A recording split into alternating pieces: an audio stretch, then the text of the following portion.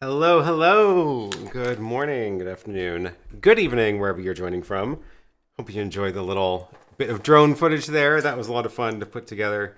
I am back in the studio, back here from Iceland. So I've been on a couple of adventures, brought you with me to some of them. But it's good to be back. Good to be back.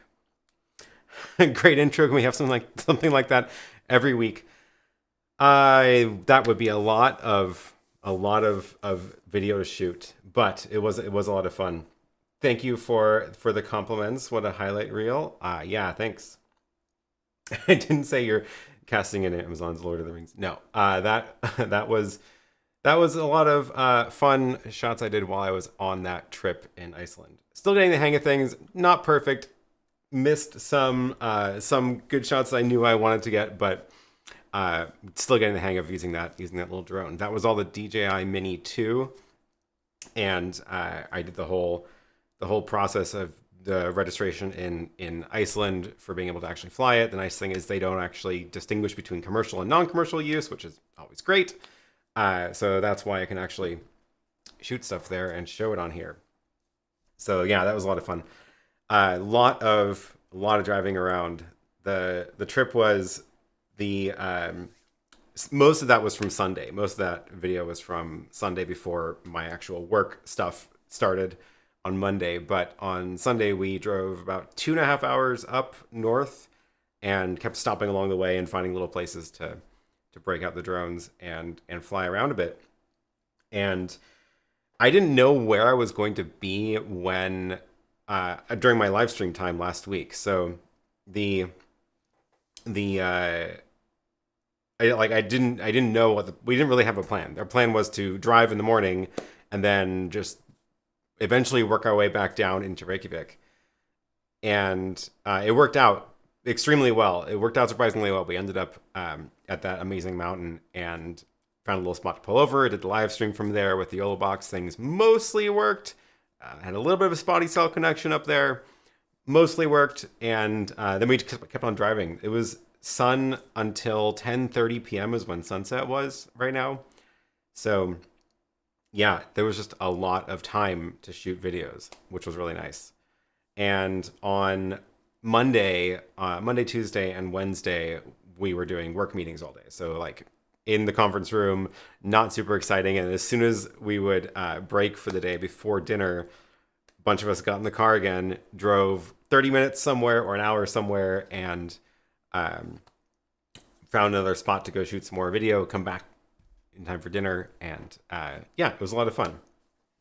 You can join me on my sailing vacation, dedicated drone pilot. That would be fun. That would be fun. Oh yeah, the winds were incredible. So the wind when I was doing my live stream was a lot. It was literally blowing, like almost blew the camera over. It blew my laptop off the car at one point.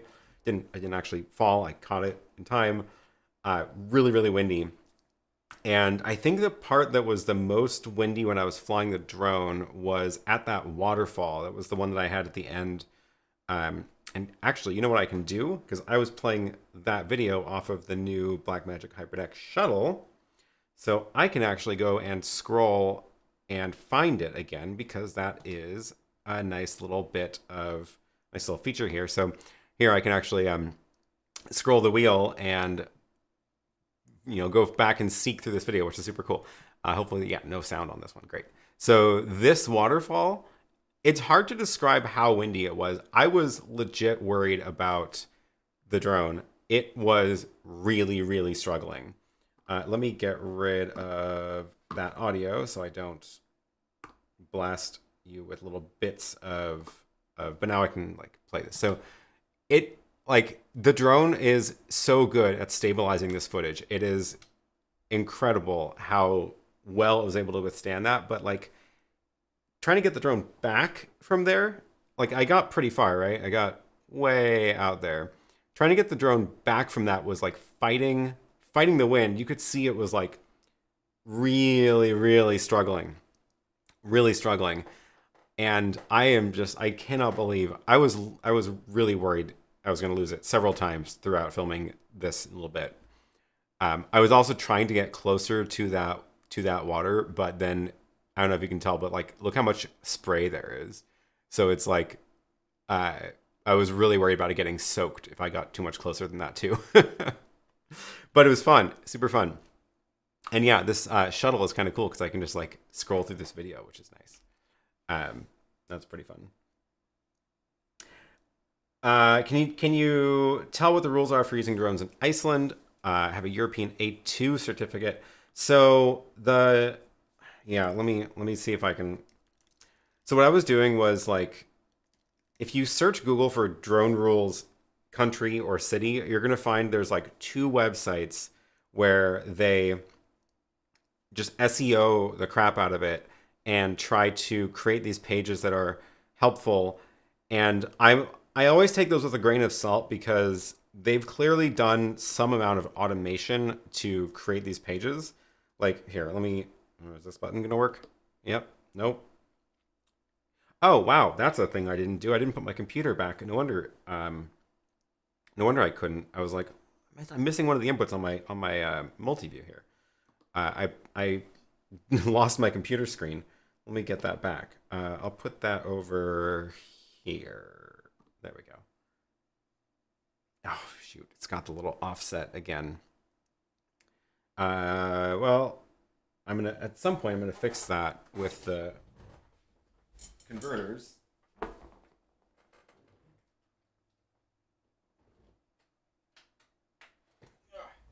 There we go. If you unplug and replug the HDMI, it resets. So now this should work. There we go. So yeah, if you search drone laws X, you're going to find uavcoach.com, and they've like, again, these like are, I can't tell if they're actually handwritten or not. I don't think they're handwritten. I think they might be procedurally generated from pulling data from somewhere, or it's at least a template. A lot of this information is repeated, is like generic. So what I've been doing is, because I don't necessarily trust this to be the authority, what I've been doing is they at least do cite where they get the information from.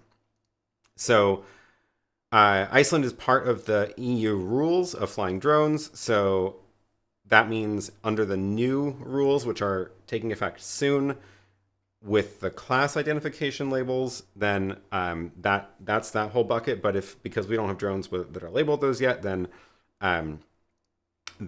you have to go and figure out the other rules. So okay, all this is to say that when you're reading these pages, go find the actual place the information is coming from, and you'll find the actual transportation authority for the country.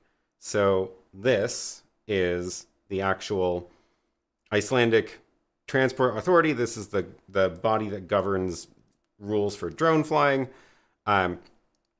This is the actual information. So, and this one's actually pretty well done. So, like, they have a FAQ here where they answer some pretty basic questions. So, registration. If you're going to be doing any commercial use, you do need to register, but it's free, which is nice. And then that gave me a little number to put on the drone itself. And then the other bit was things like this. So insurance, that's the thing I learned. Some countries require you to have insurance. This one, thankfully, does not, unless it's 20 kilograms or more. So I did not have to get insurance to fly the tiny drone. You can't fly over crowds, close to airports, close to private houses, above 120 meters, and beyond visual line of sight, which are all very reasonable restrictions. And actually, this is much less than the restrictions in a lot of other countries.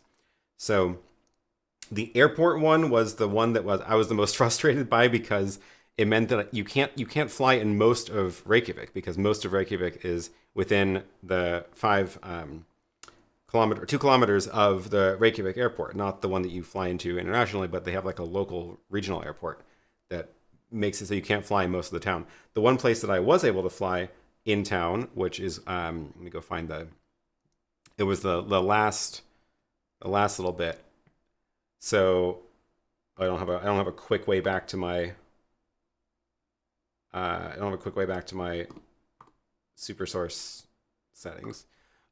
this little lighthouse. So I took a scooter and rode out towards the edge of Reykjavik and found this little bit of land with this lighthouse, and that's you can see the strip that I was riding out on. The city is like way back in there, and that airport is far back. And this was about 50 meters away from the border that you can't fly in because it's too close to the airport. So this is like the only spot in anywhere close to the city that you can actually fly. So I went out to that little lighthouse and flew there. Anyway, that is all to say that, yeah, it's pretty permissive. Can't fly over national parks, but there aren't actually that many national parks. Like most of the areas are just open areas. Can't be next to airports. So yeah, it's pretty permissive. And then yeah, registration, you only need to register if you're going to be filming for commercial purposes, which is cool.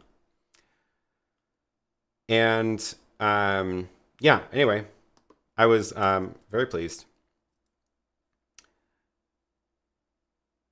It's not a worthwhile drone shot unless you're worried you're going to lose the drone altogether. Definitely had a couple of those. It's true, like really that you get the best shots once you get way up, way far up, and way far back. So good on you looking at the drone map limits and finding the lighthouse. Yeah, I kind of want to like show you the actual map because it's just so funny. It's so funny how close, like how much of the city is knocked out. And let me see if I can do this and get my Apple TV routed in here again. One of these days I'm going to have the new ATEM for me, and I'll have enough inputs to just have everything permanently connected, which will be really nice. Okay, Apple TV. There we go. So let's go back to Iceland. Reykjavik. Oh, why can I not? Oh my gosh.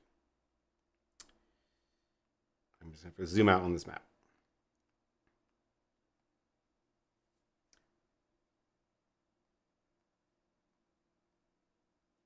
It wants me to do it in portrait mode. There we go.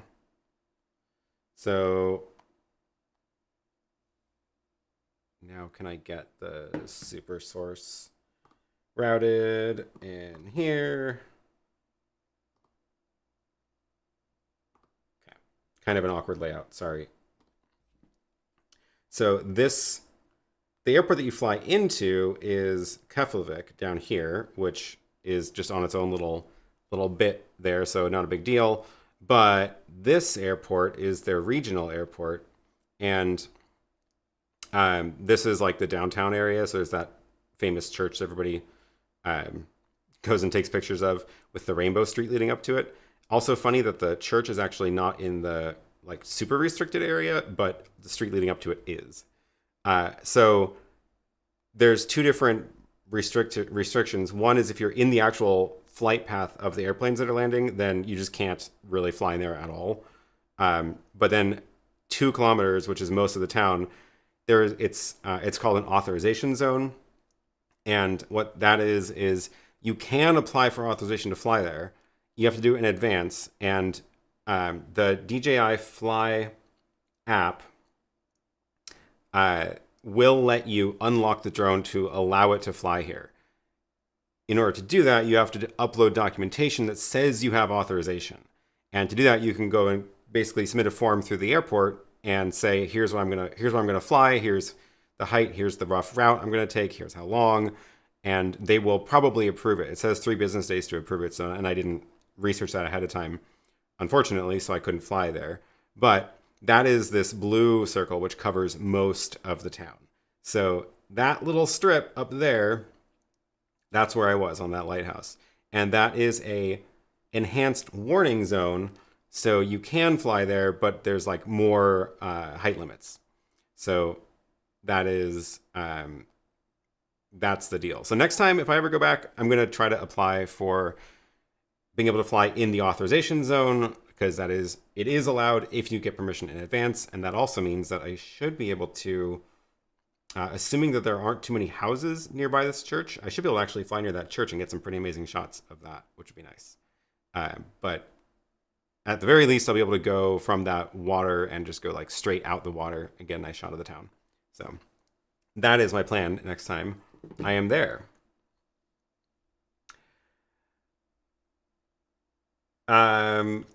EASA rules apply is the main information I was looking for. Cool. Yeah.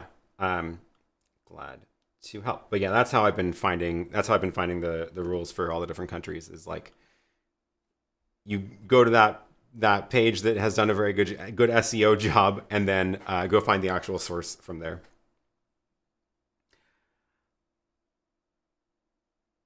Oh, Brian is here. Brian wrote that song that I shared on the stream a couple of weeks ago. Good to see you here, and thank you for that. That was a lot of fun. I lost a Mavic Air in the wind in the Grand Canyon. Could not get it to come back. Landed after 20 minutes. Still there. Wow. Okay. Yeah. The wind is no joke. I was surprised. I was very glad to get the drone back. I was a little bit worried there for a while, but it did make it back.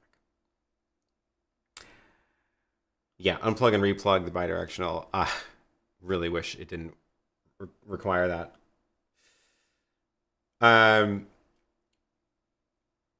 Well, how do you like the new Hyperdeck? What are the quick pros and cons? This is the first time I've used it. I literally just plugged it in this morning, loaded this clip onto it.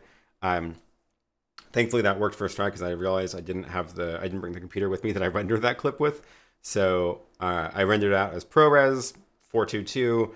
Formatted the SD card in the Hyperdeck, and then it worked. So yeah, so far so good. It is. I like this. I like the shuttle wheel a lot. It is a lot easier to seek through clips and find, manage that. But yeah, I haven't done too much with it yet. Still experimenting. The little menu button here is really hard to press, but I guess that's by design, because when you press it, then the little menu appears on the screen. So here, let me show you. This is the playback, right? And then if I press that menu button, the little menu appears on the screen. So I guess it's good that it's hard to press, because that would be annoying if you accidentally press that in the middle of a show. But yeah, so far so good. It does have DHCP, which is nice. So I was able to get it onto the network. Let's see if I go over here. Yeah, so there's the setup. You can go and tell a default standard, which is nice. So I set that to my normal frame rate. And then there's the DHCP here, which is good. So I set an address for it in the router and popped on the network. And then I was able to script it with Companion to have Companion start the video playback when I started the show.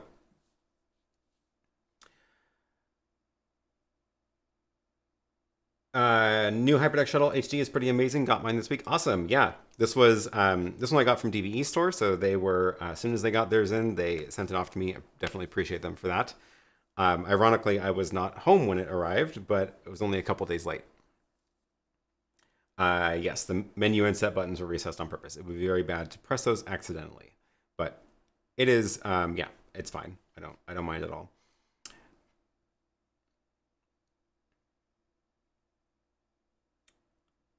Question here. I'm looking for the simplest way to make multicam videos. I'm a drummer and would like to make drum cover videos.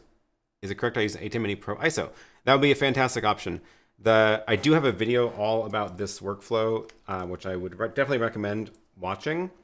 My workflow for doing the videos that I put on my channel, not the live streams, but the edited videos. Let me grab this link. So this is for mine. I use the ATEM Mini Extreme because that way I get 8 cameras, but if you only need 4, then the same concept applies with the ATEM Mini Pro. So that link is in the chat, and definitely take a look at that video because it goes through the whole process of like how I actually do that and edit the videos later. The ISO, with the ISO, that's the key that makes this all work. With the ISO, it means it's recording all 4 cameras or 8 cameras at the same time. So you can just treat it as a 4-channel recorder, edit everything later, which I really like how that works. Okay, cool. More questions about the shuttle. Can we use the shuttle HD with Wirecast for recording and streaming media files? Sure. Like you'll need to bring it in through HDMI. So you'll need to use, grab a HDMI capture card of some sort to output that. I have a feeling that if you're using Wirecast, it's probably easier to do all of that playback within Wirecast and not have the external playback unless you really want the physical controls. So if you really want the wheel, then this is a good option. Otherwise, it's probably just going to be easier to manage all the video playback within the software. Noel says, is it true that I need to have all the videos in the same format at the Hyperdeck Shuttle? For example, all H264. Also, can we record and do playbacks at the same time? Good questions. So this works the same way as the other Hyperdecks. So yeah, you can only play back, like all the clips on the card have to be in the same format. So you do need to have, you can't mix and match. It'll only play back the ones that match that whatever setting it's in. So I've got mine in the ProRes setting right now, and then the clip I loaded was ProRes, and that's the mode it's in. And then no, it cannot record and playback at the same time. It switches modes. So if I go like this, get rid of the chat. So right now it's in playback mode. So as I scroll the wheel, it will, do that. But if I hit record, it's going to switch. And this is probably delayed. It's probably delayed a frame or so. Oh, not bad. This is, I've routed my camera into the input of the Hyperdeck. So now it's in record mode. So the, yeah, if I hit the record button now, it'll actually start recording. So this is what it looks like. And if I actually hit record, it'll start recording. And then I can stop. Now it's recorded that ProRes clip. So if I go back here, it's still in record mode, which is why you're seeing the output, right? This is I'm putting the menu on the screen so you can see that's the output from the Hyperdeck. And now if I press the play button, it's going to go into playback mode. And now it's playing back the other clip. And I'm going to have the sound off. And then I can scroll through the clips now. There's 2 clips on the card. There's the drone and there's me. So yeah, record or playback, not at the same time. It would be a very nice replay device if it could record and playback. You can almost do replays with it, almost. It's definitely not like meant for that, but I did just record that clip, and now if I wanted to play it back, I can scroll to the right spot. Let me do this again. So I can if I was recording a bunch, I could scroll to the right spot, get it queued up, and then cut to it and hit the play button. Oops, I went to the end of the clip. That wasn't a very long clip. So I would scroll where I want to start the clip and then press play, and it would then roll, right? So you can almost do it. It's definitely not optimized for an instant replay device, but the wheel makes it a lot easier than doing it on the other Hyperdecks for sure. And Cyber Shadow is making a good point, which I should have mentioned. You can record on 4 cameras separately and sync the footage in post, but using the Mini Pro ISO makes things much easier, especially when using Resolve. Yeah, so again, I mentioned that in that video that I linked in the chat. I personally feel like it is too much work for me to hit record on all the cameras, grab all the SD cards, dump all the footage, sync it all up. It's more work than I want to do. So that's why I like the ISO, because it records all the clips at the same time. They're all the right length. They're all already on a drive. So it's just a lot easier. Bullhorn, thanks for your video on the making a Pi into a streaming bridge. Recently got a Pi working that way and able to stream to YouTube and Facebook all at the same time. Fantastic. That's awesome. I'm glad you were able to get that to work. Super cool. Oh, here's a question earlier I missed. What's the limitation with 60 frames per second on the YoloBox Pro? The YoloBox Pro does not do 60 frames a second. It only does 30. The YoloBox Mini can go up to 60 frames per second. So that's the situation right now. I don't know if they are planning on changing that. I would not expect it to, because I think it's just a CPU resource limitation. So I wouldn't count on seeing 60 frames per second in the Pro, but the Mini does support 60. Will I do a video about the Hyperdeck? Yes, very, very likely. If you use Blackmagic cameras all around, you can get the ATEM to start recording on them, and they even receive time code from the ATEM. I know that solves like some of the problems, but you still have to copy all the footage off of all the drives. So that's, I know it sounds like it's not that much work, but really the having to go around and dump all the SD cards or drives onto one does add a lot of time to that whole process. Also, if you're gonna like do a quick retake, it's a whole thing again. So like when I'm doing these videos, sometimes I'll have gone through most of the edit and then be like, oh, I need one sentence, and then, or I need like a paragraph or something to insert somewhere, and I don't want to have to go and put all the SD cards back in, do that whole process again. So I'm just like, got the editing drive, plug it back into the ATEM, hit go, records all the angles, and then I'm ready to edit that back in. Alonso is pointing out that the YoloBox Pro does 60 frames per second only using one HDMI source in the last update. Okay, there was an update that came out this week that I haven't installed yet, so I haven't checked that out. That is a very good tip. That is exciting. That is good. Yeah, I'll check that out for sure. And I am due to make another video about the YoloBox Pro, since there have been now a bunch of updates since the last time I did one. So yeah, looking forward to checking that out. That's exciting. Speaking of YoloBox stuff, you may have noticed that I had some more stuff hanging out in my studio. I managed to get this into into the studio today. So this is the YoloBox Max that they had on demo at NAB, which I did a live stream from there on my Instagram. And I shipped it back to myself from NAB. So I'm going to be doing some demos of this later. And it is massive, and it's on this huge stand. And the thing weighs like 70 pounds, and it came in this wooden crate. So I ended up, I biked it up here. So I had to ship it home because I can't get stuff shipped here right now because of the construction going on. So I had it shipped to my house, didn't know when it was going to arrive. It arrived a week late. Thankfully, I had some very nice neighbors bring it upstairs because it was just in the lobby, and then loaded it on my bike this morning and biked it into the studio. So that was a very slow bike ride. Yes, it is very big, very, very big. It is definitely bigger than my 27-inch monitor that's here. I don't know the actual size of it, but we'll have some fun with that later.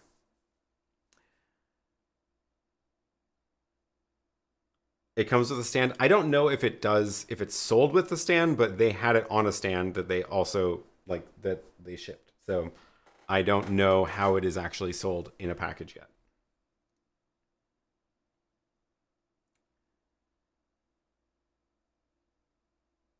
Brian says, I got a Blackmagic speed editor. When I show a video from Resolve's timeline, the wheel is great to handle. What a pity it cannot be controlled by companion. Oh yeah, interesting. That'd be an interesting one. I also have the speed editor, and I honestly haven't figured out how it hasn't made its way into my actual workflow yet. I don't know why. I just haven't, I don't feel like I'm particularly slow with the editing normally, so maybe that's why. Also, I don't really have a good permanent desk setup for using it either. At some point, I'll figure that out. We're all waiting for your Chrome extension to work with the web overlay function on the YoloBox. Nothing works for now. Yeah, I noticed that my extension doesn't work super great with it because it was assuming the screen, the window area is larger, and on the YoloBox, the window area is not as large as 1920 by 1080. So I need to do some CSS work to fix it. So I will try to make that work though. how's it going with the house building vlogging channel? Slowly, slowly. I mean, things are also moving very slowly. So there is still only the one video, but we have filmed another video that I haven't edited yet, and I just didn't have time to edit everything on that last trip. So the video that is not yet edited is all about appliance shopping, so maybe interesting. And then I need to do a video now about like finishing the demo work, because the house is down. There is no house anymore. It's just an empty field right now. And the other update on that is the permit is actually approved, ready to issue, pending payment. So working on the financing right now, and super, super, super excited that it's actually like getting to the end of that permitting process. Be able to break ground very soon. Yeah. Only Sheets has a very good question, which I don't have a good answer to yet. What is the optimal workflow to telestrate on live video using a Wacom tablet?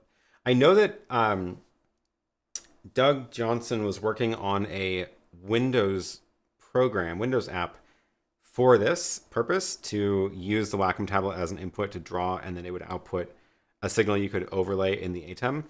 I haven't seen it yet. I think it's still in progress, so I'm hoping I can check that out when he's done. Otherwise, I'm gonna try to figure that out too, because I want to solve it. I want to figure that out and be able to actually use that here. I also need to like redo my desk, because things have gotten a little bit out of hand here, and I need to just rearrange the studio. So this might be the month for it, because I'm here for a month before I go back out on some trips. Oh, what is the channel name? Here, let me drop a link. I think I may have it in the description now, in the description of this video. If not, I will add it.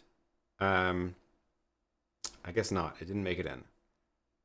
So, okay, I'm gonna have to make sure that gets into my template that I copy and paste. But the channel is called, oh, it's not showing up in search. Great. Don't search for it.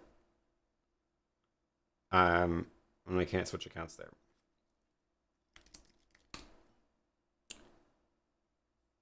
Wow. Yeah, I don't know how to find it. I don't have enough subscribers. Oh wait, I do have enough subscribers for a oh, I put it on my YouTube page. Of course. If you go to my YouTube page here, there it is. The house files. That is the channel. Let me drop that in the chat.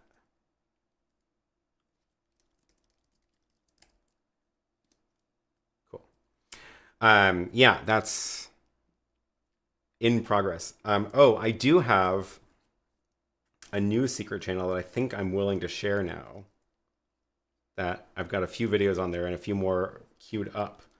One of the things I've been enjoying doing, I always enjoy doing, is when I land in a new city, especially if it's on a different time zone, I like to just go for a long walk. And then I was like, well, why don't I just film it? Why don't I also film the long walk? So that's what I've been doing. And I now have a couple of videos on that channel. This is a new secret channel. It does not have my name anywhere on it. I'm not even subscribed to it. I've been trickling these videos out. I have about 3 now from the other cities I've been to that are ready to be edited, but they're really just me walking around with no dialogue, no narration, just exploring a city. It's kind of fun. I did 2 in Vienna because I was there for so long. I got stuck there. But yeah, take a look, subscribe, help me build this channel up. It'll be fun. This is just going to be me posting things like these little videos of walking around for 30 or 90 minutes in whatever city I happen to be in. So I've got Washington, D.C., Trondheim is on there, Berlin, and what's the other one? Where was I? Oh, of course, Reykjavik. Yeah, I walked around Reykjavik a bit. It'll be fun.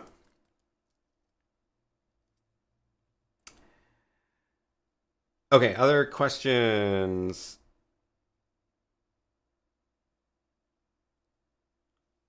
The Wacom with the screen are too dim to be usable in a home studio. Oh yeah, we'll see. We'll see.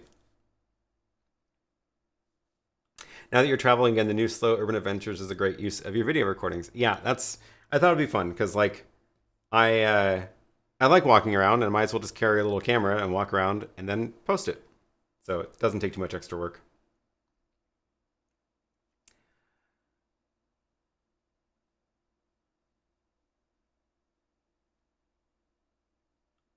Ah, his Telestrator app is available if you subscribe to his management software, I believe. Okay. Well, he chatted with me a little while ago, and I hadn't heard back about it. We will get in touch. The speed editor is huge when working on the cut page. See, I'd never used the cut page. Maybe that's why I haven't found a good use of the speed editor yet.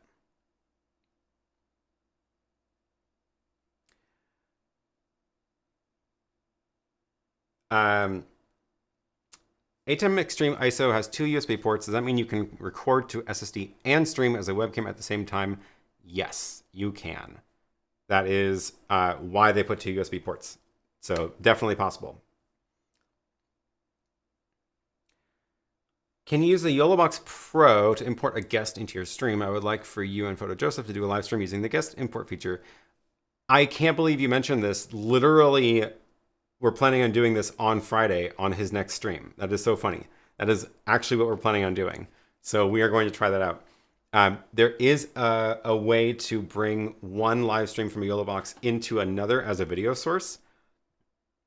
And I've only done it like, I've only just like tested the feature. I haven't actually like done an actual show with it yet. So we are going to try that out on Friday and actually give it a real try. So that'll be on Photo Joseph's channel. So check that channel out. Is it possible to turn the Hyperdeck Studio HD to work like this shuttle if any new firmware updates done by Blackmagic? Not totally sure what you mean, but like most of the features of the shuttle and the regular Hyperdecks, the rack Hyperdecks, are the same, except for obviously the buttons. So the big thing that the shuttle has is this this wheel, which obviously the rack ones don't have. So this is the other ones do have some of these buttons. The buttons work a little bit differently. I think the Hyperdeck or the half rack one, I forget what it's called, Plus HD. That one has the buttons that look like this, and they work very similarly. The smaller Hyperdeck, the buttons look different, and they're just different buttons. But other than the controls, like the physical look and controls of it, they work the same. Like they're all the same. So they all require you have matching clips, matching bit rates, matching formats, and all that. They're all either record mode or playback mode. You can't mix both. I actually was able to control this one from Companion by telling Companion it was a Hyperdeck Mini because the control protocol is the same. Obviously, I can't control the teleprompter bits from Companion without it knowing about those. So we'll see if they add that soon. I haven't actually looked if they've added it yet.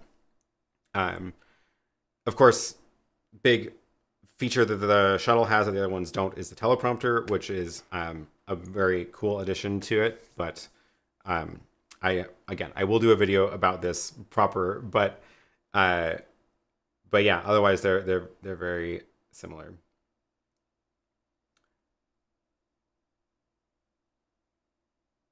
Okay, other questions about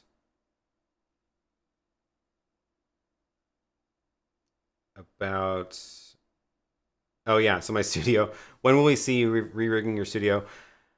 I don't know. I'm hoping to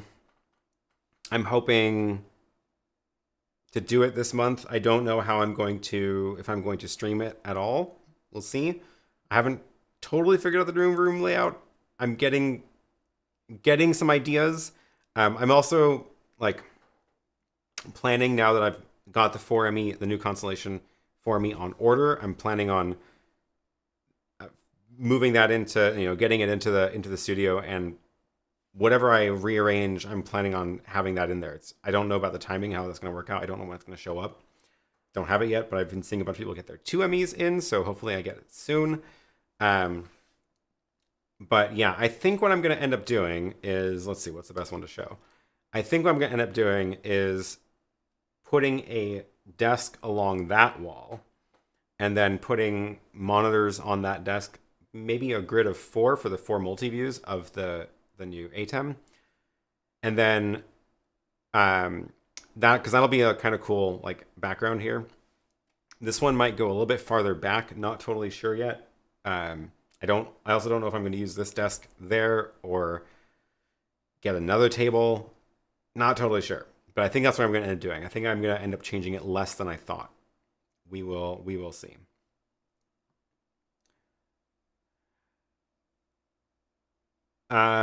Questions about the ATEM. I see some people are chatting about this though. The record light on the Extreme is orange. What does that mean? Because I'm not able to record using the Samsung T5. I do have files on it. Do I format it before use? I think that means you need to. I think that means it can't read the. It can't read the drive. I think that's what it is. Do you see any record time left, like on the little display? I think the best bet is going to be to format it within, like reformat as exFAT, because I'm guessing that's the problem.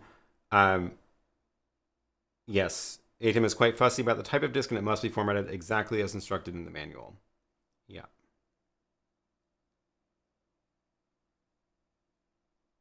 Disk full or not formatted correctly. Needs to be formatted exFAT or HFS. NTFS or APFS will not work. Yes, great. Okay. Will I set up a time-lapse camera to see progress of the new house? I do have a bunch of cameras doing time lapses right now. The deconstruction was fun to watch through that, but that's how I'm keeping an eye on it as I'm out of town too. Not sure how to post that footage in a way that does not make it extremely obvious where the house is. So that is my current challenge. But I hope to be able to share some of the time lapses at the very least.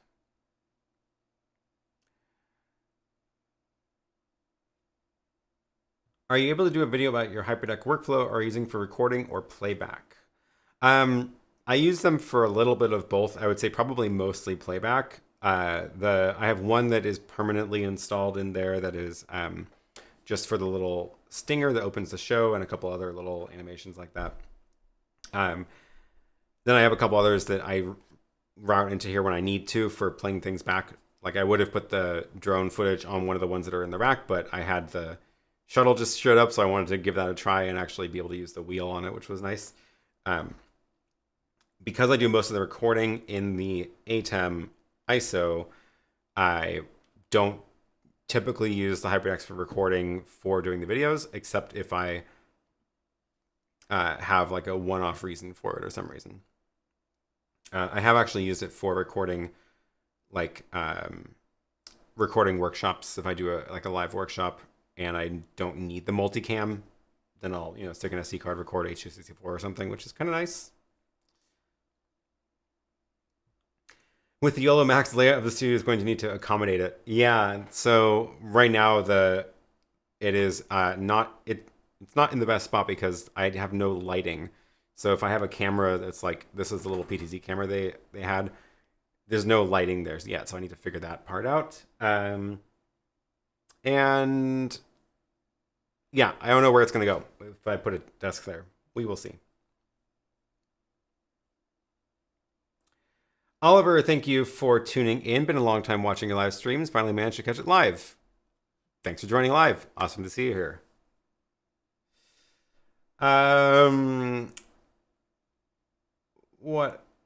Where will I keep the YoloMax or send it back? I don't know. I'm going to at least have it for a while. So I don't know what the exact plan is yet. Still working out the details.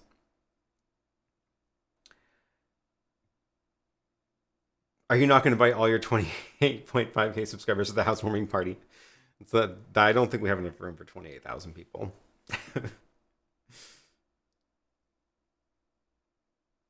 Is the Mac disk utility is still wonky with exFAT.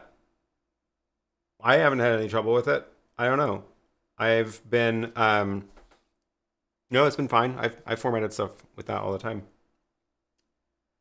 I'm planning on buying the new advanced panel to control the 2ME. How are you going to control yours? I don't think I'm going to get the panel. They're very expensive, and I don't want that many buttons. I'm just going to keep using Companion. So all of most of the show is controlled through the Stream Deck here, and all the little buttons do a bunch of different actions across the different devices in here. Probably going to keep it the same way, and then just make more screens for the different things I need to do in the 4ME. Oh, great point. Thank you for the reminder. If you put a Q in, I didn't mention this at the beginning. I even have a little thing for it. If you put a Q in your message, it filters it to make it easier for me to see on my screen here. So yes, please do do that, so I can get to all your questions. Wow, at 132, that's more than we've had in a while. That's awesome. Thanks for joining. Cool. I will virtually invite all 28,000 subscribers to the housewarming party. Yes, that is true. Maybe I will do some live tours of the inside of the house or something. Yeah, Photo Joseph is also using Companion, probably the most cost-effective way to do it. I agree. I think it's a great solution. The other nice thing about it is it means I can pull up the Companion buttons on an iPad if I'm out of the studio and do all the same stuff, which is super nice. Super nice. Cool. Okay, what else did I want to mention? Yeah, this week on Wednesday, we have a fun event. Let me see if I can remember the link. Nope. Here to record. There we go. HitRecord.com/stream day. That is in the chat now. This is going to be a lot of fun. So on Wednesday, myself and a bunch of other familiar faces that you may recognize are hosting a several-hour-long live stream across all of our channels. Starting with John, talking about show planning and kicking off the show. Joseph is doing a stream about cameras. Doug is talking about audio. Petra is talking about switchers. David is talking about Companion, of course. John comes back and talks about graphics. Ryan will talk about remote guests. I will be talking about streaming platforms like YouTube, Owncast, things like that. And then we'll wrap up with a panel with all of us. We'll all be joining live and answer questions. And the way this is going to work is the link that I put in the chat is this page. These are all on our individual YouTube channels. So you will have to jump around to the different channels, but there's a new feature YouTube just added, which lets us automatically redirect one stream to somebody else's stream.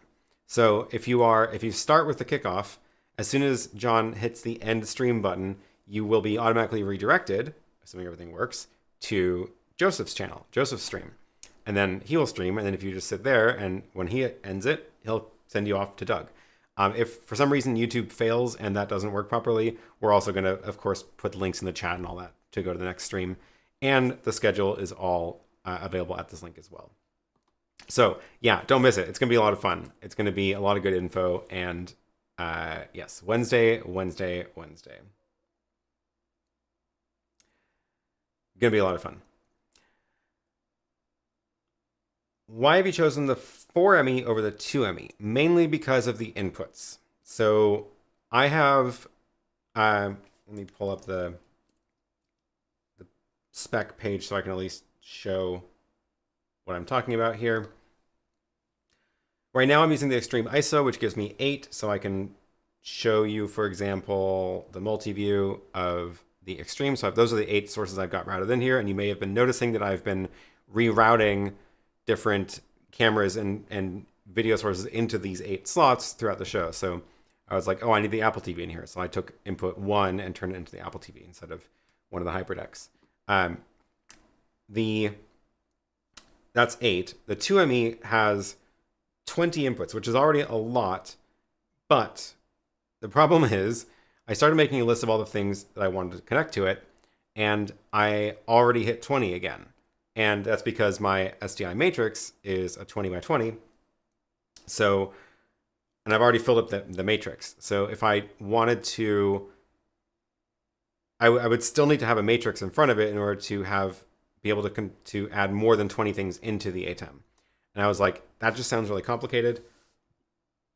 I think I'm just going to go and jump up to the 4ME because it gives me 40 inputs and 24 outputs, which means it can actually do most of the work of the matrix that I'm using it for right now. So I probably won't need to use the SDI matrix at all now. So with this, I will be able to connect all of the inputs. Take a look at the back. Be able to connect all of my video sources into these 40, and I'll still have some left over. And I'll be able to actually use these outputs to route signals around. So like this monitor, for example, is showing the multi-view of my ATEM, but I can change what's on it through the matrix. And the teleprompter, which you can't really see, it's up there. Same thing, like that teleprompter, I'm looking at the web presenter right now, but when I do other things in the studio, I want to see the Apple TV or my computer screen there. So I'll be able to have each of these screens connected to one of the outputs of the constellation. Then I can just send any of the sources to the screens at any point, and I won't need to use the matrix for it. So that's my plan. I'm going to see how well that works. The big limit compared to using the actual matrix, the limit is that the ATEM does not route audio separately. So all the audio on all the SDI outputs is always the same. Whereas with the matrix right now, I actually do route audio, like it does route the audio independently. That said, I don't really take advantage of that ever. So I think it'll be fine. So we will see how it goes. We will see how it goes.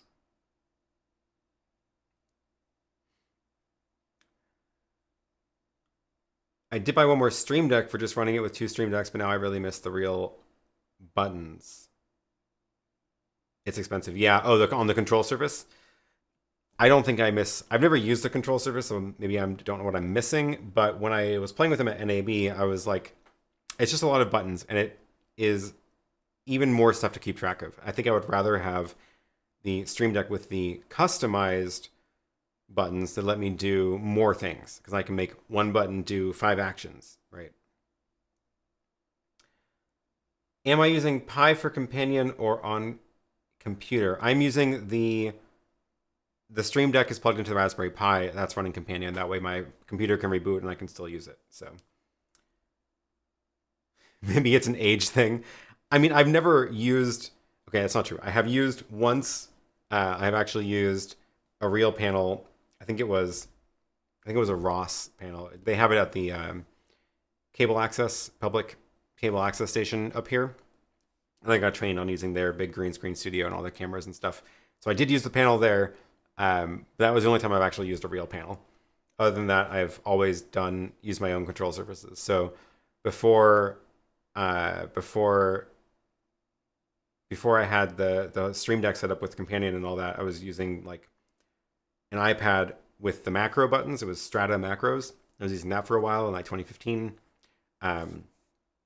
I do use the ATEM software control, but like you may notice that I barely ever show you this or barely ever like interact with this when I'm doing this stuff live, because I treat this as like a last resort, I guess, of like, this is showing me what the ATEM is actually doing and it gives me all the controls, but it takes a while to actually do things in it. So like if I want to cut to the shuttle and turn on the audio for it, I have to go press that button, go over to the audio tab, turn on the audio. But with Companion, I can make one button that does both, right? So that's the big difference.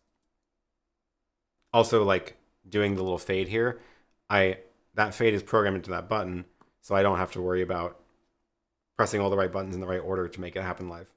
Yeah. Oh, good question about Stream Day. Are you all leading each of the Stream Day sessions live, or will the earlier ones be pre-recorded and only final Q&A be live?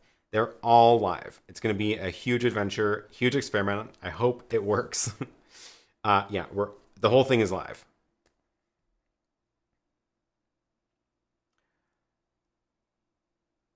Does the Constellation HD have scalers like the ATEM Mini? It does. So it'll take 720 or 1080 at the frame, like a bunch of different frame rates. So it's not a full scaler it can't scale 4K down, but it can it's a lot more flexible than the old rack stuff. So looking through the specs here to see if they actually tell you what inputs it takes. Frame rate, yeah, they call it frame rate and format converters. So it's the same as the ATEM Mini, basically. Yeah, that's what it's got. ATEM software control is the last resort. I remember the good old days with the macro XML editing sessions in the live stream. Oh yeah, I haven't done that in a while, mostly because I've been using Companion, but I used to go and I used to make macros on the fly here because I was controlling a lot of the show with macros, and I've actually moved away from that, and most of the show is now in Companion. So I have made a couple of these live, and it's frankly a lot easier to manage and a lot easier to change because I can drag these to reorder or change the delays right here, and it's all just instantly saved. The macros are great, and I do have to use them every now and then, but most of the stuff I do in Companion. Sometimes there are things that Companion doesn't have access to poke the right buttons. So for those, I will actually go and record a macro that does those and then run the macro from Companion. So here's one, for example, hiding the little sidebar ad when the show starts. I think that's it presses the, what's it called? The run to this one, the keyframe section, run to the edge. So it'll press that button, and there isn't an action in Companion that can actually do that. So I made a macro that does that, and then it slides off. So now I can just be like, there it is, and it slides out. Oh, actually, it's not I'm lying. It's not sliding. It's the mask is changing, but same idea.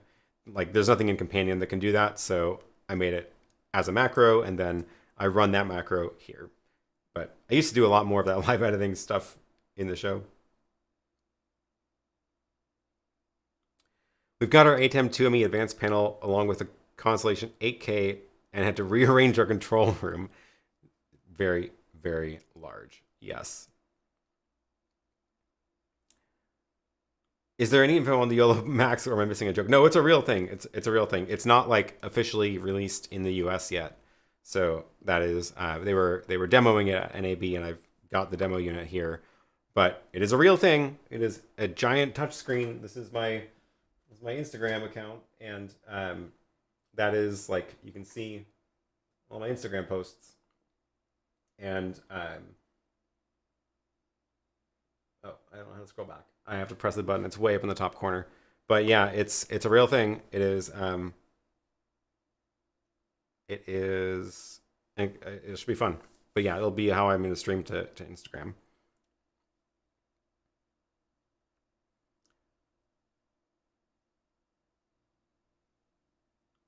Console panel is absolutely needed for live TV.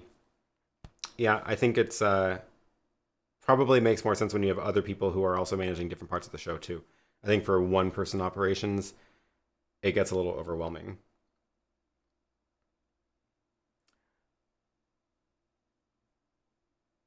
Any good ideas on an HDMI to SDI matrix as opposed to individual converters? I know that'd be a really cool product of like 8 HDMI in and 8 SDI out, but then it's also a matrix. That'd be cool.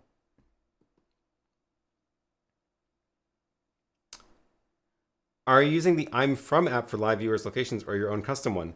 So that was actually created because I made my own custom one, and I wasn't willing to turn mine into something you can actually download. So they were creating that, you know, based on the how I ran mine. But no, I'm just using my own custom thing. But the I'm From app is a great way to actually do it yourself, because again, the one that I use, I am not making it available to people because I just don't have the energy to turn it into a product.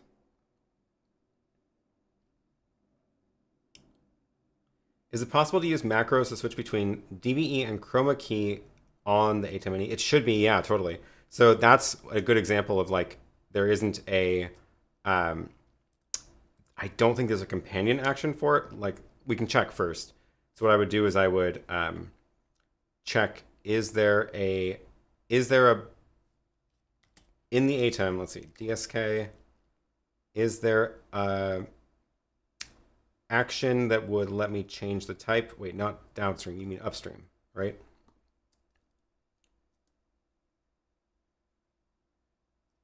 DVE doesn't exist on downstream, so yeah, upstream key. You can set the inputs and you can change it to be on air, but yeah, there's no way to change the type. So if I wanted to take this and go from chroma to DVE, there's no companion action for that.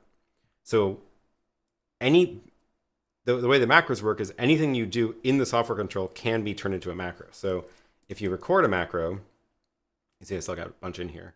So you can go record, let's say USK4 to DVE, hit record, press that button.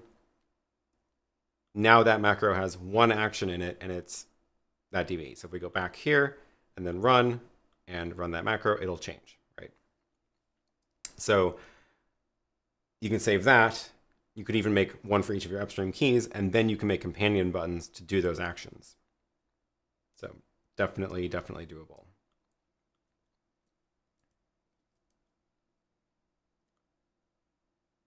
With Stream Day all being live, will you have a fallback stream backup plan in place in case anyone's stream goes down?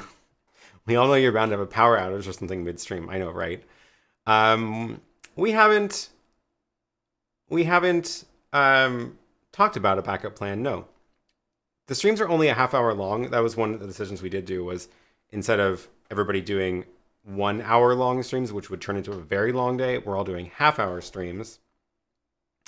And that means if someone does go down, you only have to wait a half hour for the next one. So that's the backup plan unless we do something more complicated.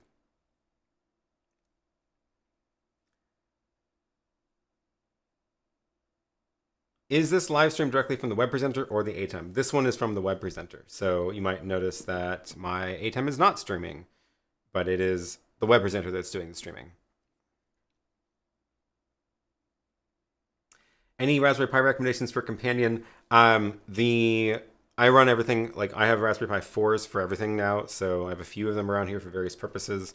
I usually get the 4 gigabyte ones, not the 8 gigabytes, because most of the things I'm doing don't require a bunch of RAM, but I feel like 2 gigabytes might be a little bit too small. So most of mine are the Raspberry Pi 4 gigs. I have them all over the place. Nick Wynn, thank you for the super chat. Added Amazon Live as a custom stream in the ATEM software streaming. XML was able to add Amazon Live app, saying the bitrate is too high. You need help with the XML, the bit rates in the XML. Oh yeah, Amazon, I don't know why, they are really, really picky about the bitrate. Amazon Live streaming, let me see if I can find the page. Oh, that's not a good search term. Amazon Creator live streaming. I found the manual. So it's weird because you have to do it from the app first, and then you get the RTMP info from there. They do officially support RTMP input from software, but oh yeah, they actually recommend not 1920 1080. They do recommend 1280 by 720, and oh, it's weird. They don't have the bitrate in this one. There's a very specific bitrate you have to use, and maybe Restream has it.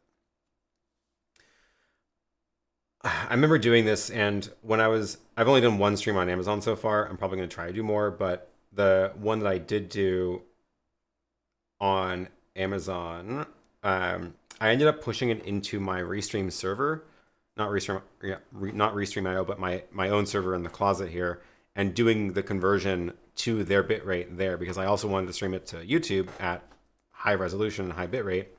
So I had to do the conversion in that server to scale it down and change the bitrate. And now I don't remember what it was. Recommended 2.8 megabit. So if you, let me see if I can do this. So, if I can find my config.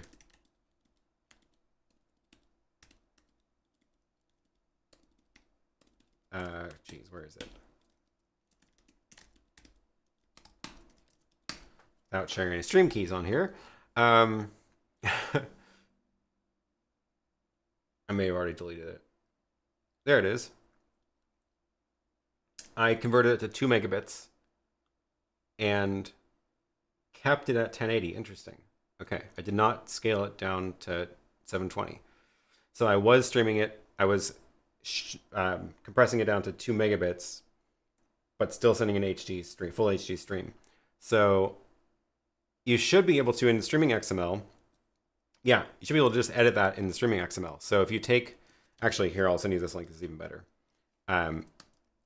John has a very cool little tool here, which is creates a streaming XML. So if you say Amazon and then go find whatever the RTMP URL was, wait, I can find that because I have it open here. I just don't want to share my stream keys. So, okay, yeah, it looks like, I think that last bit is my own ID, so I'm going to leave it out. It'll look like, RTMP Live, Amazon. You get this from the app anyway. And then you put in whatever else it says at the end. But then if you say your low is 2 megabits, then you would choose the streaming low option from this file. So this will give you the file, and then let's see where. Let's open that up in a text editor. So this is what it gave us. That's from John's tool. Put in the RTMP URL, and then you can see the streaming low is set to 2 megabits. Oh, interesting. It actually set it as the 60 frames per second version. So what I might do is just copy that down here. And then if you wanted to change it to 2.2, you could do that also, if that's what Amazon says. The one thing to keep in mind here, though, is that Amazon, or the ATEM, is still a variable bitrate encoder. So, for example, mine is set to 6 right now. My web presenter and ATEM is same idea. Mine is set to 6, but because of this layout of like only this little box is a video and the rest is a screen, this is actually now, I can see on the screen, it's telling me it's 4 megabit. And if I go back to this, it'll jump back up to 5 or 6 because it's got more noise and stuff to encode. So Amazon still might complain about that because it's not going to be exactly 2 the whole time, but that did work for me when I tried it. Hopefully you can figure it out. Oh, and you sent me a DM through Instagram. Instagram DMs are really hard because they get filtered out. And sorry if I didn't respond because I have to go like 3 levels deep to find messages.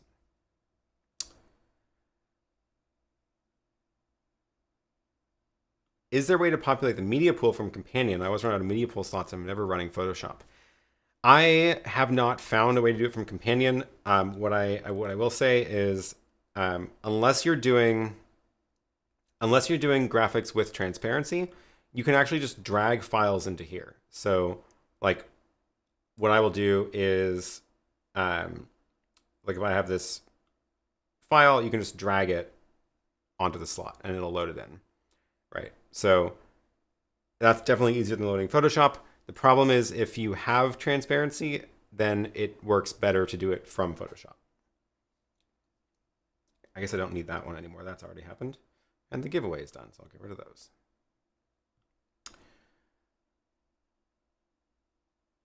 Oh, I totally forgot that I had this little graphic in here for sharing my iPhone on the stream. Do I have a button for that? No, I don't know where the button went. I need to bring that back. Oh, wait. I wonder what input it is. I found the button. It's, I have a button in Companion called iPhone overlay, and it's going to run a macro, another good example of something I can only do in a macro. And it's assuming it's an input 4. Okay, so if I move my Apple TV, then I can show you what this does. This is what I should have done for sharing that map from the of the DJI. So okay, let me switch in the matrix. Input 4 is the Apple TV, and then we'll go back and change ATEM 1 to be the computer. And then now that it's over there, if I press this button, it worked. Now you can see my phone, and I can show you the map, and that looks a little bit nicer than that black border. So I forgot that I had that button. Another good example of why I'm excited for the 4ME, because I won't have to reroute things and remember which of these buttons expects video sources and which of the inputs. I'll just have like my Apple TV will always be an input 8 or whatever it is, and then I can make these buttons that'll work more reliably. Yes. I stole this idea from Photo Joseph, by the way. Found a little template of the iPhone and then slapped it over the top of the upstream key that moves that input around. And that should get rid of it.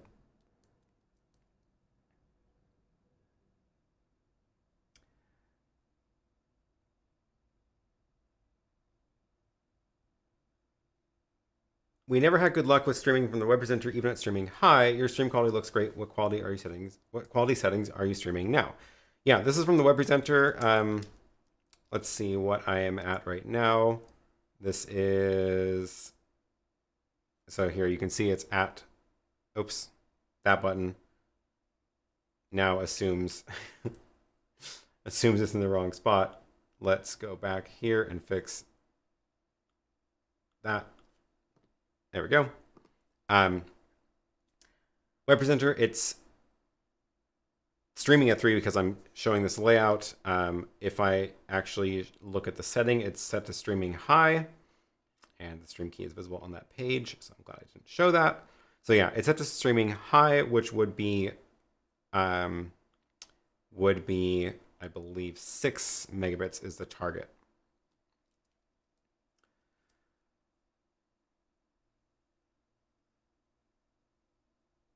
Do you have any experience using the AWS Elemental link? The static bitrate of the ATEM and other inefficiencies of RTMP scare me when streaming over the cellular. I haven't tried AWS Elemental link. I am interested in trying to find a more robust solution for streaming from bad network connections. So the YoloBox stream I did last week, things mostly worked. I was in a pretty remote area. Let me see if I can find. Yeah, here we go. I was out in the middle of nowhere in Iceland, and this is like 2 hours away from Reykjavik, and it worked pretty well. But I will say, I had to drop the bitrate down to 1 megabit in order to have it not saturate the cell connection. And it mostly looks fine until there's a lot of motion. So as I'm moving the camera around, you can probably see the blocky pixels show up because it's trying to fit all that motion into 1 megabit. But when I'm not moving, it looks mostly fine. It clears up, right? So it only dropped out like twice.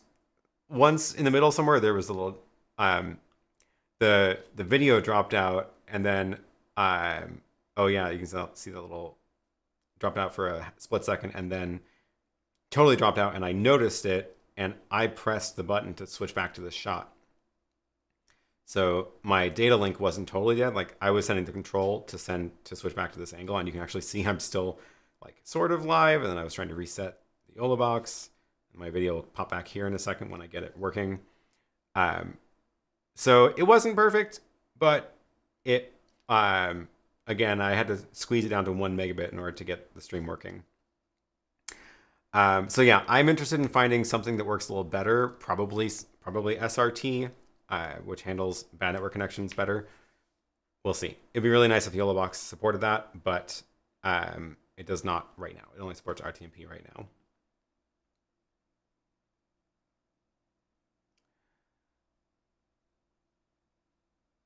The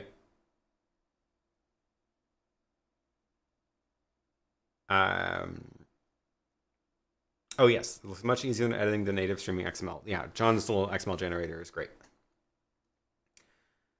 There have been some discussions about the sound in the new Constellation on Discord. I assume you mean John's Discord. That's where I've been hanging out anyway. How are you going to use the 5-pin XLR in the front, and are you going to use Mani? I have been thinking about it, about getting I have to upgrade my mixer, sadly, so I'm going to maybe do that, maybe sell this one. I've been thinking about it, because it does seem like it would solve some of the challenges that I will have if I route everything into the ATEM. Because with the MADI interface, I can break out channels and some into analog channels if I wanted to like route to my speakers or things like that. Definitely thinking about it. Definitely thinking about it. But probably at the beginning, I won't make any changes to the audio setup to start.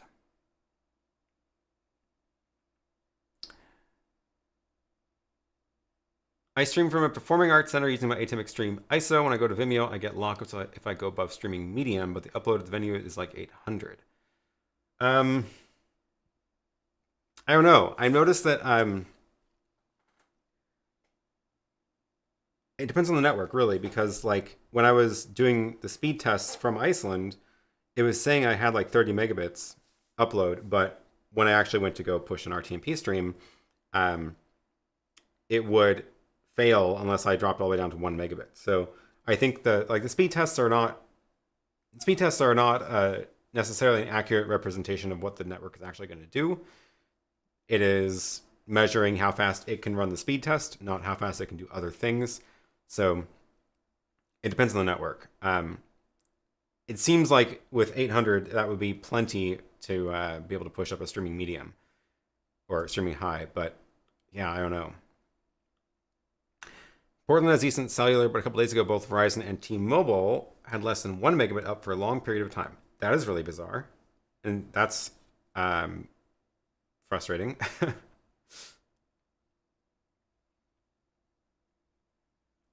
Does SRT require some sort of licensing fee to implement? Seems like a no-brainer for more to implement.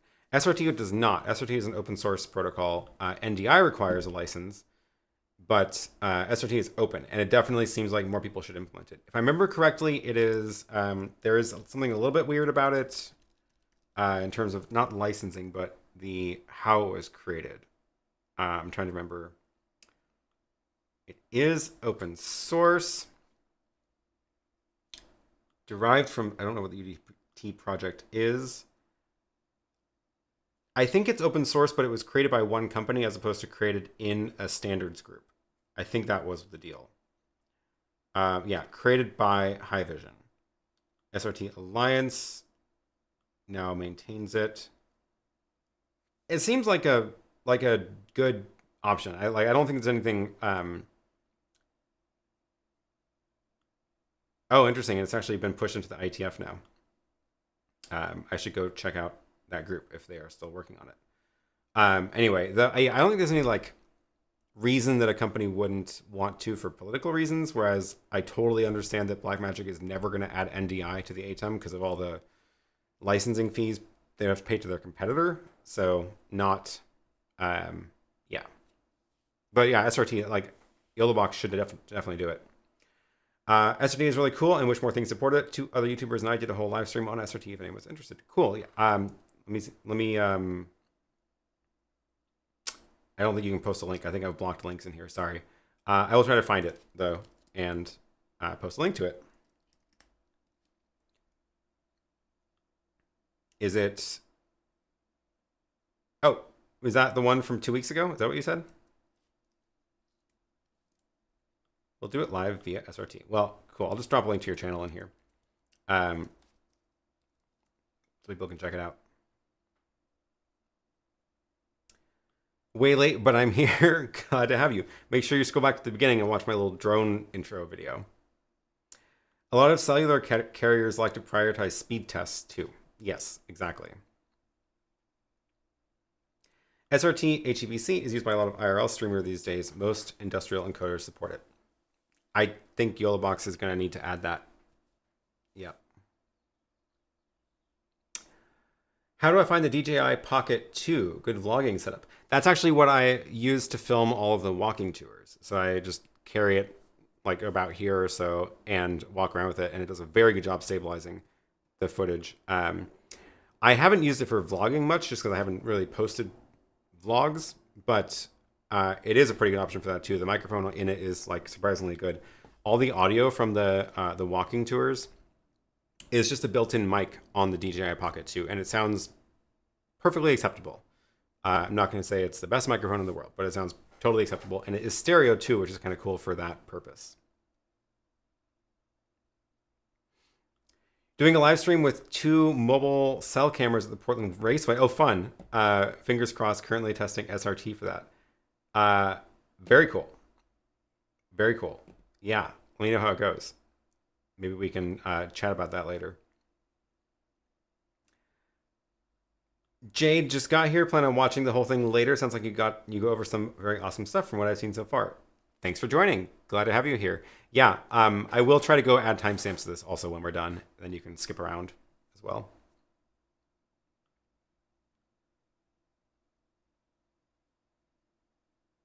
Did it 2 weeks ago. Cool. Yeah, so go check out his channel. I put the link here, and then you can check out that video.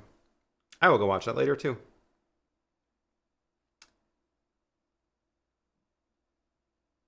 Didn't think it would be easy for them to set up a backup stream, but this group is so tech savvy that I figured they'd figure out some way to make it happen. That's about the stream day. I think there's enough moving parts to just get all of us streaming in sequence and getting the timing right to just like, I think that's gonna be enough of a challenge that we don't need to add complications to it. And if something bad happens, and we talk about it in the panel wrap up. And then we'll do it again later in the future, and maybe we'll come up with a plan for a backup stream. We'll see. We will see. Will the live stream improve if the encoder live view or other encoders used in remote areas? I mean, the trick with, like, you're always at the mercy of your cell networks when you're doing remote stuff. So bonding is good. If you can get networks on, or SIMs on different networks to actually use different infrastructure. And then actual bonding modem is going to be the best option, but that's very expensive. So, oh,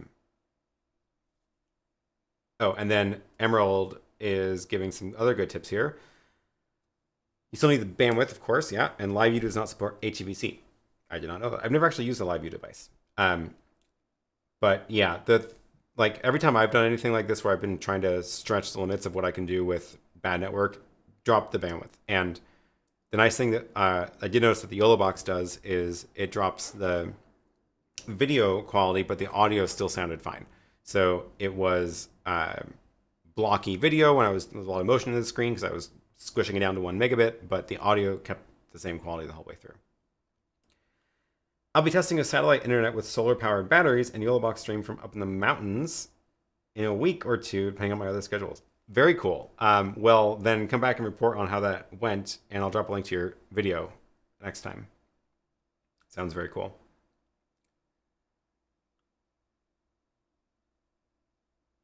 Here's an interesting question. How difficult is it to produce a show for another person from your studio? I have done that a few times before, and with remote guests, so I bring them in through whatever. I've tried a few different options, like the Video.Ninja, through a computer, or Streaming Bridge, or whatever it is. Definitely doable. Definitely doable. And I will actually have another one coming up soon, in June, doing another stream for KMIKM, who you should check out if you haven't before. But KMIKM.com friend of mine who is a publicly traded person, and he's doing an event in a couple of weeks, shareholder conference. So I will be running that for him, although he might actually be in here. So that's actually a good deadline for me to redo my studio so we can actually have 2 people in here. Yeah, we'll see how that goes. But I'll probably do another, like, at least talk about it on a live stream after we're done and recap how it went. Tech Condo says it can also be that they limit RTMP traffic. Yes, very good point. 2-part question. I know you don't have the ATEM constellation yet. I don't know whether you've already talked about it, but what are your thoughts on the feature set? Are you disappointed that they didn't include the built-in streaming or recording like the Mini lineup? I think it makes sense that they didn't include the streaming or recording capabilities. I don't really care about the streaming capability in it because I use the web presenter already anyway. So I think that's fine. Like, use one of the outputs for the program, stream out the web presenter, that's fine. I'm a little bit disappointed that there isn't an ISO recording model, because the big thing I'm going to lose by doing this is not having the ISO recording. So I'm not about to go and buy 40 Hyperdecks, like, definitely not. I'm probably not even going to buy 6 Hyperdecks. So I will lose the ISO recording. I think what I might end up doing is take 8 of the aux outs and feed them into the Extreme ISO and use that as an 8-channel recorder. So I will switch, which 8 inputs go to the Extreme when I'm recording stuff, but I think that might end up being how I do it. We will see. We will see. Cool. Okay. We're going to wrap up here since we're already, I was like, oh man, I've only been talking 50 minutes. But it's already been 90. So yeah, we're going to wrap this up. Last thought, how is the house remodel going? And I also missed one earlier about that.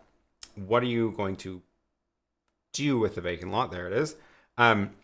Yeah, the plan is that is going to become a 3-unit building, a triplex, replacing the single family house, trying to increase density in the neighborhood here.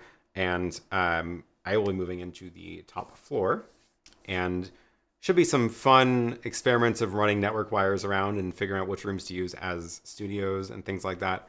Probably try to link this building to that building with fiber or SDI. I don't know yet. That's all part of the fun coming up very soon.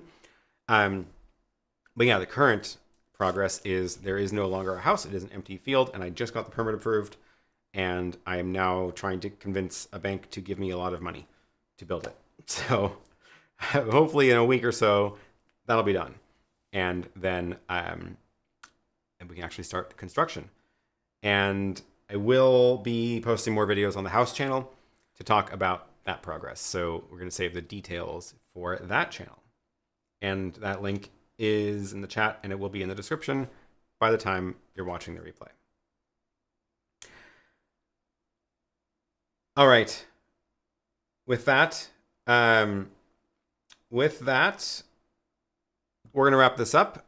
Thank you, everybody, for joining. We'll be back next week with more of the same, more Q&A, more chatting about progress of redesigning my studio. We'll see. I might, with any luck, try a live stream from the YoloBox Max on Instagram, vertical live stream. We will see. Follow me on Instagram. Oh, I have a button for that. There's my Instagram. Follow me on Instagram if you're not already, and we'll try out some live streaming on Instagram this week with the YoloBox Max. And yeah, otherwise, thanks for all the super chats. Thanks for tuning in all the time and every week and joining and asking questions. So yeah, check out, I dropped a whole bunch of links in the chat here today. So now you have all sorts of things to go and explore. So yes, go subscribe to the amazing folks I've dropped their videos to in the chat. And yes, don't forget, Wednesday is a whole long series of live streams from a bunch of people who you may already be familiar with, maybe some new faces. That'll be a lot of fun. And Philip, thank you for the super chat. Coming in right at the end there. Thank you very much. Appreciate it. And yes, I will see you all again, I guess on Wednesday. So see you all later.